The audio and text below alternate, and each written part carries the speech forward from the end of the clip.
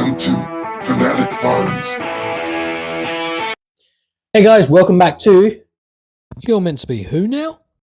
This is episode 3, and I'm not too sure if I should carry this on or not because I'm not getting the views as much as I wanted. I don't know if I'm just not doing it right or just people don't give a damn, really. So we'll see how this one goes. I might try another one more episode after this, but we'll see. But yeah, for those who are new to the show, this is my monthly, well, hopefully monthly thing I do, where I take 5 action figures from the 70s, 80s, 90s, 2000s, 10, like up to date, and basically just point out how they don't look like their movie counterparts or TV show counterparts. And that's pretty much it. I just take 5 random toys and tell you that they're terrible. So let's go straight into it with number 5, shall we? With this one, was a bit of a cheat, really. As soon as I put the picture up, you're going to know who she is. And I just had to pick this one because it is such a bad sculpt. It's terrible. It's haunting, to use an exact word. So yeah, here's the picture. For those that didn't grow up in the 90s and that lot and have no idea who this is, where have you been all your life? But this is a toy based on a computer game character, so not actually a living person. And you could not move between 96, 97 or 98 and that lot without seeing this. Well, not this toy, but this character. She was everywhere. I think she was a lot of first crushes for a lot of guys growing up in the 90s, which is weird. But yeah, like I say, this toy was made by Toy Biz in 1997. I think it was one of the very first toys of this character. And it also went on to be made into 2 movies. One starred Angelina Jolie as this character, and then the other one starred, now bear with me, Alicia Vikander, yeah, whatever, well, her. But yeah, they both played the same character in 2 different movies. Angelina Jolie did 2 movies. But this is an abomination. And yeah, it's Lara Croft from Tomb Raider. How is this Lara Croft from Tomb Raider? How? Like the face sculpt on that, like the eyes, the giant bug eyes, the huge lips, is just something weird. And then the weird skeletal like arms that she's got, looks like something from Slender Man more than anything. Yeah, I've never seen this toy in real life, so I don't know the articulation of it. It looks to me from the photos and that it's literally just the elbows and maybe the hips. Like there's no bend in, not the elbows, the shoulders, sorry. So she looks like she doesn't have any elbow articulation, so she has these really thin arms. And yeah, the cloth looking shorts and everything just looks out of proportion. It just makes the toy look stupid and weird. But yeah, ooh, kick the table. That was number 5. So we're starting off strong with looking really bad. Let me just scroll down my notes. Coming in at number 4 is this toy. And I say this toy. For anybody growing up in the 90s and for anyone that's a big geek out there, they will know who this character is and they will know who the actor is. But it's not a guessing game of who it is. This is just saying how bad this looks. And this is awful. But for those living under a rock or just have no idea who I'm talking about, this actor is crazy famous. You know, he has had so many movies and so many hit movies. First, he's fought a predator. He's been a cyborg killing machine. He brought oxygen to Mars. He gave birth to twin babies as well. And went on had a manic adventure trying to buy a Turbo Man action figure, which I still need to buy. But no, still nothing. Okay, this well, screw it. This is meant to be the former governor of California, Arnold Schwarzenegger. Yeah, this is meant to be Mr. Freeze from the Batman and Robin movie that came out, 1997? And yeah, this is just, what were they thinking? How is this? How did, well, just generally, straight off back, I know this is Wave 1 toy. This is Freeze Blast Mr. Freeze. The sculpt looks nothing like the movie figure. Well, the movie, they did it better with the Wave 2 and 3. They actually started making it look like the guy, the costume from the movie. But this looks more like the animated Mr. Freeze. This, that. There we go. We'll go this side to that picture. Here. It's just, how? But yeah. I don't get it. Even Waves 2 and, well, from Wave 2 onwards, the sculpts even did look like Arnold Schwarzenegger. So what they were thinking with this Wave 1 toy, I don't get it. I do like the fact that it has kind of a translucent plastic to it on the body, so it does kind of give it an icy feel. But again, they just missed the mark on this one. Okay. Number 3.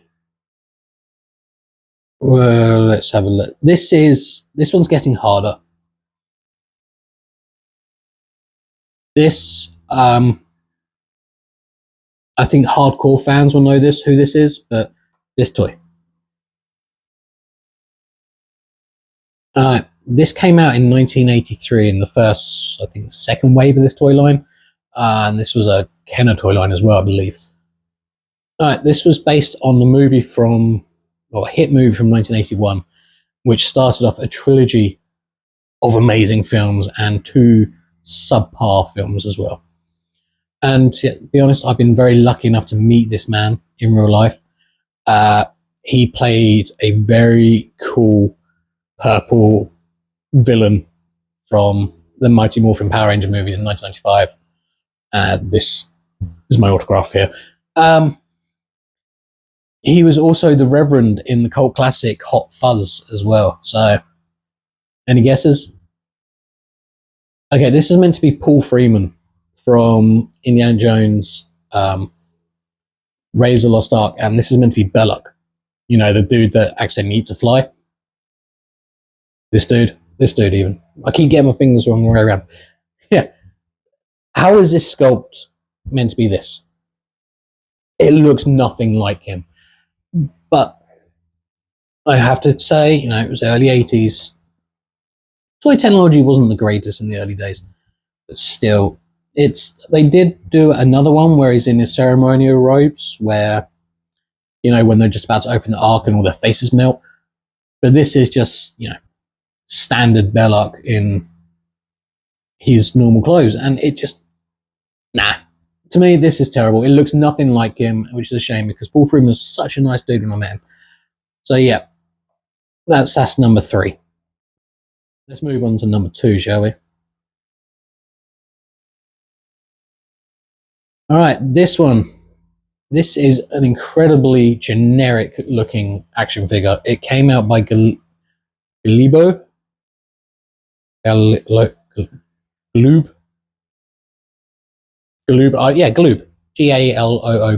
In 1983. And this was a toy from a very popular TV show in the 1980s, about 1983 as well. This actor, he was in Breakfast at Tiffany's. He battled Beyond the Stars. And he was a very, very expensive defense attorney. Let's just give you, there was 4 of them in the TV show. And if I say I pity the fool, most of you will know what I'm talking about. Apparently, this action figure is George Peppard. I hope I got that name right. Peppard? Yeah, Peppard. Who was the, chain-smoking leader of the A-Team, which was John Hannibal Smith. And this looks nothing like Hannibal Smith. What the hell? It just genuinely looks like any bog standard action figure. This is Hannibal Smith. They don't look the same. But yeah, there we go. That is it. That is this terrible, terrible figure. Articulation wise was really good though. I will give it that.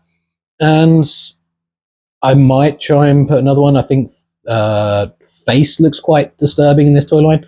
Mr. T looked pretty cool, and so did Modoc. You forgot his name then. They look kind of cool and look like the actors, but yet this looks nothing like George Peppard. And this is the worst out of the four, so yeah. Right, and then finally moving on to number one. This one hurts me a lot because this is from one of my favorite franchises in the entire world. This figure looks nothing like the actor at all. And I know they were coming to the end of the toy line with this range, and they were clutching at straws. You know, one of these figures is in my Holy Grail list, so well, from this series anyway. But yeah, just this looks more like a Clark Kent toy with a little cow-lick hairstyle thing. You know, it wouldn't go amiss being in this DC Superman, what do you call it? The animated show toy line kind of action figures, or Batman toy line with that kind of style that it is. But this actor, you know, he's fought against dinosaurs. He has saved the world twice, maybe 3 times, from aliens by using a computer virus. He's been transformed into a fly creature and was the ex-ruler of a planet with a disintegrating stick. Yeah, this is meant to be Jeff Goldblum as Ian Malcolm from the Jurassic Park series. How? Yeah, granted, you know, the Kenner line, I think they did one figure which I truly feel looks like Ian Malcolm, and that was Wave 2 Jurassic Park. But even his figures in Lost World look nothing like he did, like, you know, Lost World Ian Malcolm looks different to Jurassic Park Ian Malcolm, but this is the Chaos Effect Ian Malcolm with the Dayglow orange, yellow jumpsuit. You know, it just doesn't look like Jeff Goldblum or Ian Malcolm in any way. It doesn't even look like the other 2, 3 figures from the Kenner toy lines from Jurassic Park or the Lost World toy line. So what were they thinking? And making Ian Malcolm the one of 2 human characters come out in the Chaos Theory, I don't understand that at all. But yeah, this one upsets me so much, just because how unlike, well, just how it doesn't look like Jeff Goldblum. And like I say, yeah, one of these toy, not Robert Maldon, I've forgotten his name. The other bloke from Jurassic Park, The Lost World, the Hunter. He is on my Holy Grail, not for his toy, but because he comes with the Ultimasaur hatchling figure.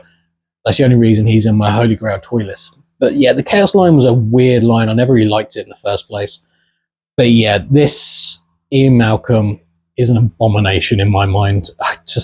Yeah. But anyway, guys, that is my just rant about 5 toys that just look awful. And I tell you what, the Lara Croft one haunts my dreams. I wake up at night sweating and seeing that face. It's freaking scary.